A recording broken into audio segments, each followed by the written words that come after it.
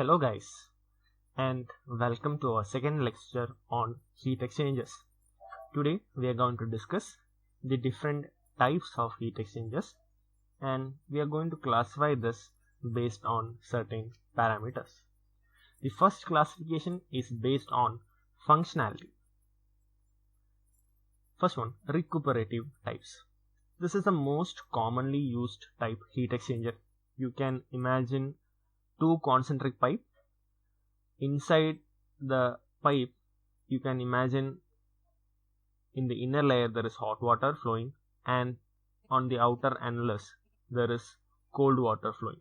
So this is the simplest, most common type of heat exchanger that is being used.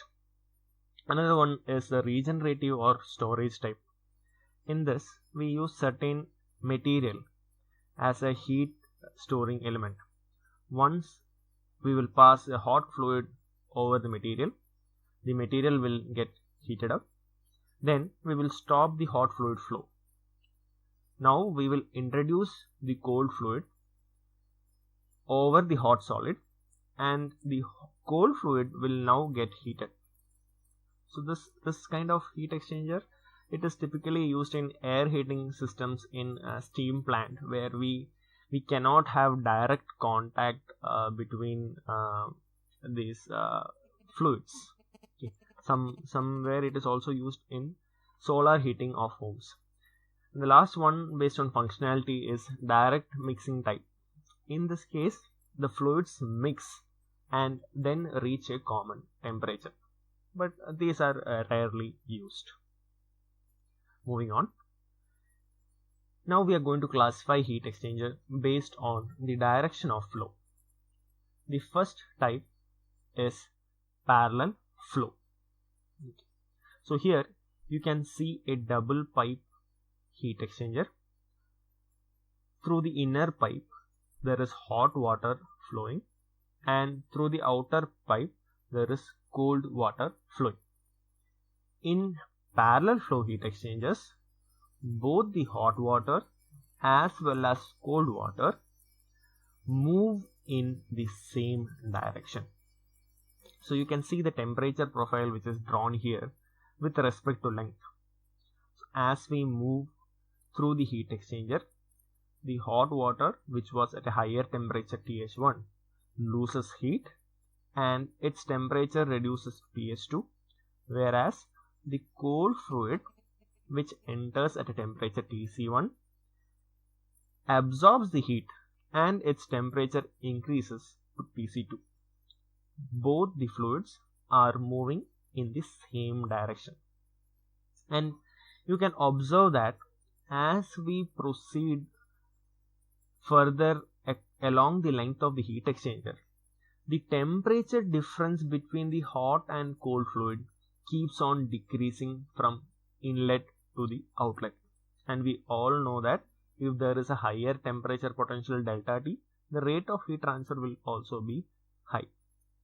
Now this is very rarely used because due to the drop in this temperature gradient, we might have or we might need large areas for heat transfer. That is parallel flow. The second type is counterflow.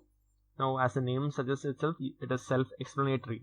Here, the hot water and the cold water, they enter in opposite directions. One important thing to notice is this temperature profile. You can see the hot water coming in at temperature TH1 and its temperature decreases to TH2. The cold water, which enters from the opposite end, enters here and its temperature increases and reaches TC2. And you have to be careful about drawing these diagrams. If possible, or wherever possible, try to draw this diagram right under the schematic. Whenever you are drawing temperature profile diagram, try to draw it under the schematic, because this has certain relation. We are showing the temperature gradient. And one more important thing that you have to note is the temperature difference between the hot and cold fluid. Now, if we see, the delta T across this remains more or less constant. This is an advantage of counterflow arrangement, and This arrangement gives the maximum rate of heat transfer for a given area. The last classification based on direction of flow is cross flow. Here, the two fluids move perpendicular to each other. Now, this flow can be either unmixed and mixed.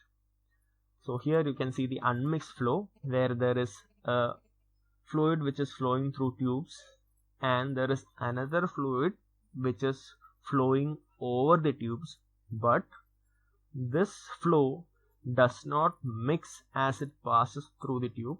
It is separated by certain number of baffles. So you can see that representation in the 2D diagram also. Now what happens in mixed flow? We are going to remove these baffles and we are going to allow the cross flow to flow over the tubes. Now here there is a flexibility for the cold fluid to interact and mix out. So this is unmixed flow and mixed flow.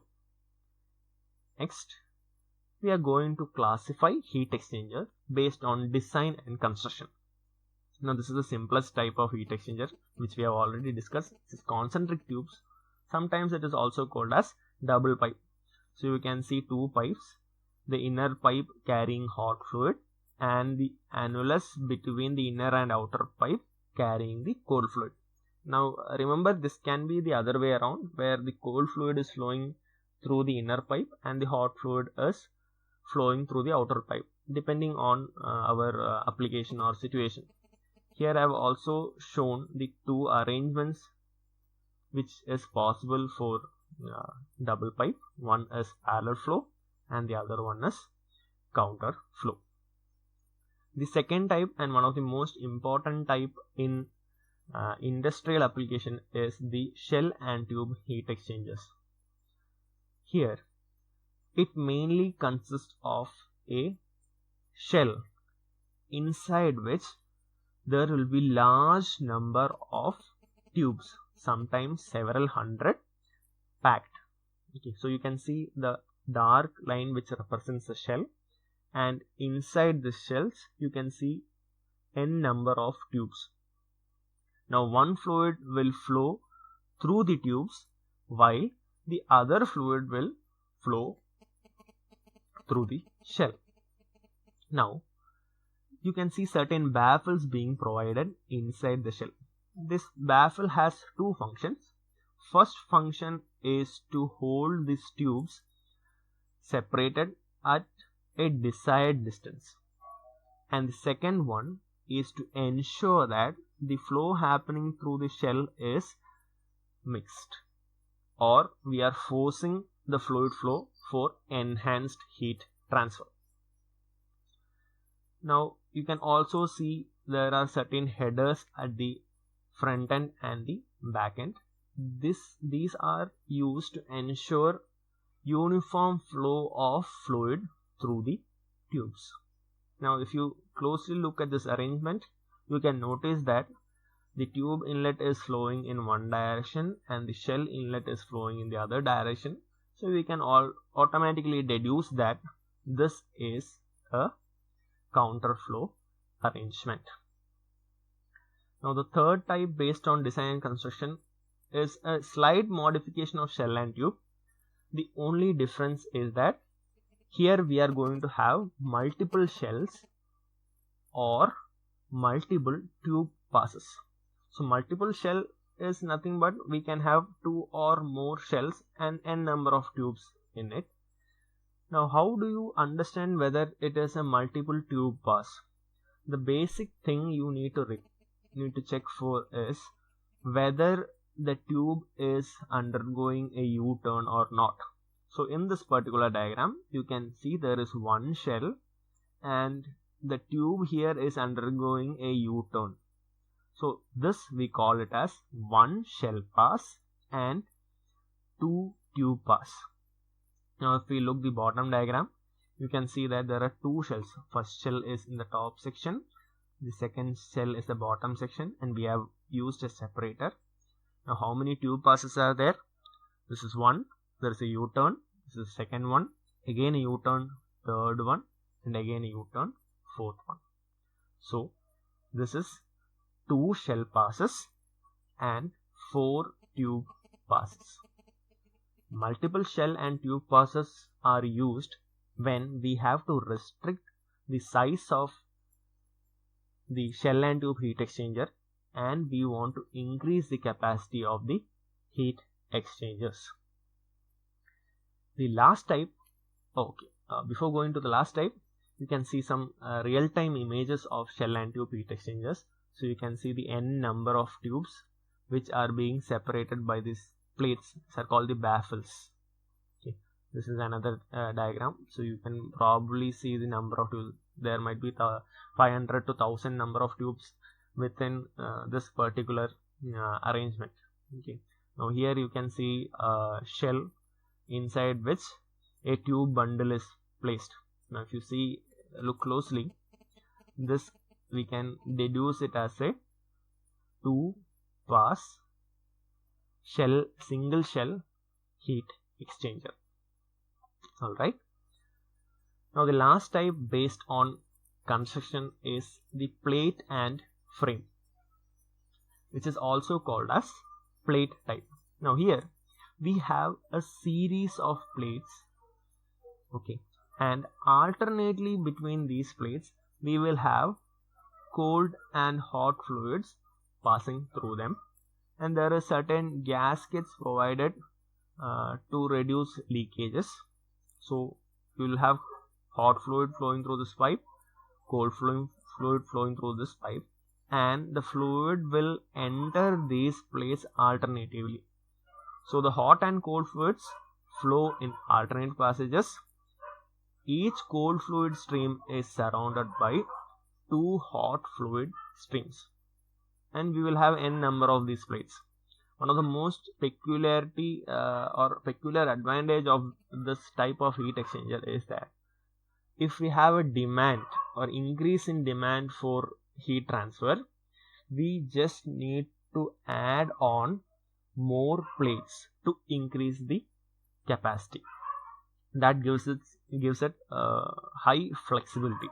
You can see that in the real-time diagram. So you can see the plates being mounted here. So once the plates are mounted, they are bolted together, and there is an arrangement for fluid flow. So this might be a cold pipe, this might be the inlet and an outlet, and you can see the hot pipe inlet and outlet. So suppose if we are facing a increase in demand, we just need to unbolt this, add a few layers of plates, and we are good to go. So that were the classification based on construction. The last classification we are going to discuss is based on physical state of fluid. So there are basically 2 types. One is condenser and the other one is evaporator. Their construction might be similar to the ones we discussed earlier.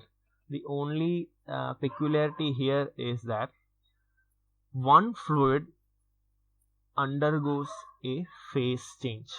So obviously from the name condenser you can imagine some fluid is getting condensed. So here there is a hot fluid entering at a temperature TH1 and it rejects heat to the cold fluid, but its temperature does not change, it remains a constant. So this temperature profile diagram is important, you need to notice this. The temperature remains constant. Why? Because this is a heat transfer process which is not sensible, but it is a latent heat transfer or a phase change process. So there will be no temperature change during this process. The cold fluid obviously will absorb the heat and increase its temperature. Now what about evaporator? So you can see there will be phase change from liquid to gas. So the cold fluid will enter at temperature Tc1, it will leave at the same temperature Tc2, but its phase will be changed from liquid to solid. The hot vapor, it will supply heat required to change the cold fluid from the liquid phase to vapor phase.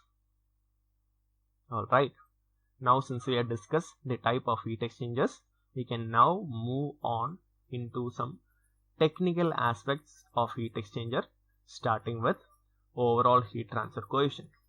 So see you in the next lecture.